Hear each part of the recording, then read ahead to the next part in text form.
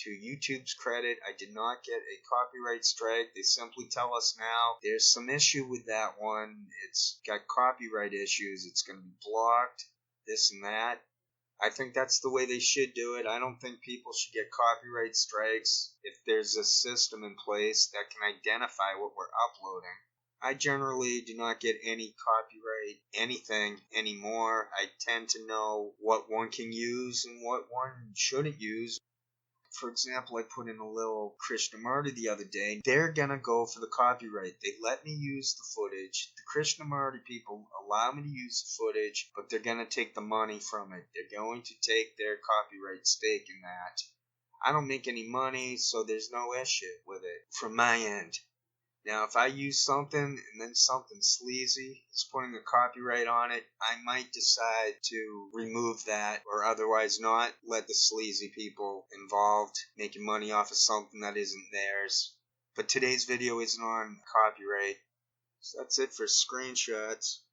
I've only got 3 videos to share. We've got Jimmy Dore on the Convo couch. We've got Redneckonomics and Manitalk on the Frank analysis.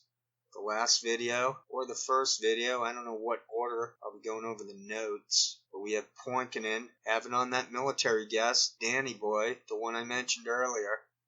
Again, when I mention timestamps, that is for my own convenience and entertainment value. I'll go through the Jimmy Dore on Convo Couch notes first. There are only a few. So at 1:40, Jimmy Dore admits he was in Afghanistan 2005. You know, I remember when I went to Afghanistan to tell jokes in 2005, I guess I went, or maybe early 2006.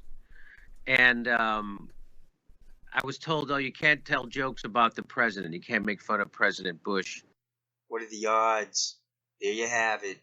Both Jimmy Dore and Graham Elwood were warmongers in Afghanistan.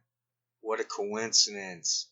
Again, some of us were never pro-military. We were never pro any war. Yet Graham Elwood and Jimmy Dore, fronting for some fake left military shill unit, they loved war in Afghanistan. They loved the troops. So they're fake radicals. They're fake progressives. There's also a note here about pasta glorifying booze. I don't know if I'll be able to find that because I didn't put down the timestamp. Those people are nasty. I'm funny in that I respect people who can be sober. I respect people who have a transparent resume. For some funny reason, I'm not a big fan of COINTELPRO military shills.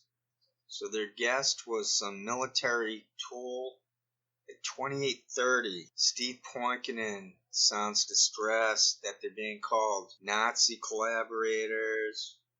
He mentions all these things except for COINTELPRO Rat Snitch TV. What about that one? How about you've been getting called that?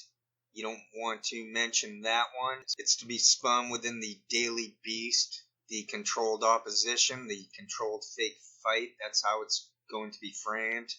We're not going to mention that Convo Couch has been exposed working with police. We won't mention that. At 30 minutes... it appears, according to my notes, that someone was reading off of a script. I think that was Steve, but I don't remember because I mail in the notes. I mail in every aspect of this show. Okay, 27:40. They are the ones who fake care. At 33-minute mark, Steve is talking up microdosing. How about we have leadership that does not promote looting, does not promote drugs, does not promote militia groups? How about that? At 39:00, mercenaries like me. So their guest, Danny Sejerzen, he speaks about mercenaries like me. And this is the anti-war movement. These are the people we're supposed to trust as progressives, as left-wing. We won't think about that he works for that Melvin Goodman think tank. No. Or that he's involved in some media, something called Eisenhower, something. So yes, we're moving right along. This was basically a military interview. They're trying to do that Q-tip thing. or the Q thing, the good versus bad military, the good guy military, the good guy cop, the good guy CIA. Do you see that trend? The good guy media. Right, there isn't any of that stuff. It's called fake, controlled, scripted agitprops. 4250, war as abstraction. 4323, Steve gets glory to nod. Even something like translator, right? Which seems the most non-combat of all. It's a matter of complicity, because in order for the machines, as I've pointed out in other videos, a big part of these people's work duties is to, it's tough thinking out loud to make sure the grammar's all set, but a big part of their job is to fake nod, to read off of teleprompters, to make an infomercial sound organic. I'm not sure where the timestamp was. Maybe I can find this stuff. Someone's triggered by the phrase, or a bunch of them are triggered by the phrase, all part of the same machine. These people get triggered. It's the only reason to watch them. It's called Schadenfreude. At 4835, we can get a decent look at Steve's chair. This fancy furniture keeps showing up. Pasta has one of those. It's a red one. Steve has one of those. Ebon Kim had one of those chairs. I saw someone else with one of those. Nico House has one of those chairs. I think there's even a female version. It's not as kingly, but it's got that same sort of logic of the strong back support. So what I think is going on there is a military contract. And they all ended up with the same chair. Maybe not the same chair, but the same company. It's called a military contract. At 4530, oh, I see what I'm doing. I'm going out of order. So the chair thing comes later, but so be it. So at 44-ish, I think the Danny guy makes a comment about how it's tough to tell civilians from military, or there's issues between civilians versus military. How about this? This is called a democracy, and it should be run by citizens, called civilians. The military needs to get the F out of our lives. They're the problem. They get too much money. They have no dignity, no integrity. They're sleazy. They're doing some type of Big Brother thing. Everybody knows it. It's the opposite of democracy. Finally, for notes on that, we have 10405 Glory repeating herself. I heard her talking the same words on a different show. That's pretty funny. It shows how corporate they are. You have Mike, again, I'm always going to bring this up because nobody does, because our media doesn't do it enough. So I'm overcompensating. But Mike Pompeo sits in a conference laughing about how I was a director of the CIA. We lied, we cheated, we stole. You know, it reminds you of the glory of the American experiment. And he is nowhere near experiencing the same torture that Julian Assange or Chelsea Manning did. They're trying to speak to disgruntled soldiers. That's the primary goal of the military Shill psyop. They're looking for potential Snowdens and Mannings. Got a note saying that Graham Elwood is really having trouble with his tongue jutting out. He knows it. I don't have any video on that today, but I did notice that, and I made a note. Jimmy Dore has the same disgusting habit. I think it is a reaction to years and years of drug use. These people are not free. They try to say that they aren't miserable, that they're a joy to be with. They're obviously aware of my videos and of the other videos made by the other people. The We've Read the Documents people, to go with Mr. Autumn Sword, who, to be frank about it, he seems to be tied to the hip of We've Read the Documents. So that's why I say don't trust anyone. I like him. I'm not looking for a fight. He seems to accept my disclaimer that I do not trust him. Doesn't mean I don't like him. Sometimes a Disinfo shill, which I'm not calling him, sometimes they're sort of friendly. But maybe he isn't a Disinfo shill. I'm just saying this stuff to protect the integrity of what I create, what I share. So for the last video to share notes, we have Nana Talk and Redneckonomics going on the Frank analysis. At 1820, Franco goes solo. That was weird. Every once in a while, he'd go full screen with just himself, as if his guests weren't even there. It's bizarre. These people are not free, they are miserable. I think I've already spoken about that. I noticed that Franco versus Redneckonomics is an interesting dynamic. Franco loves to stare down people. He's like a cat that stares.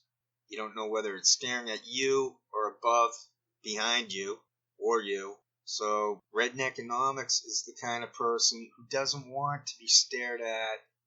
She's caught between thinking she's so beautiful. She's a narcissist in regards to her face. I pick up on that. She's not aging well, though, due to obvious drug use.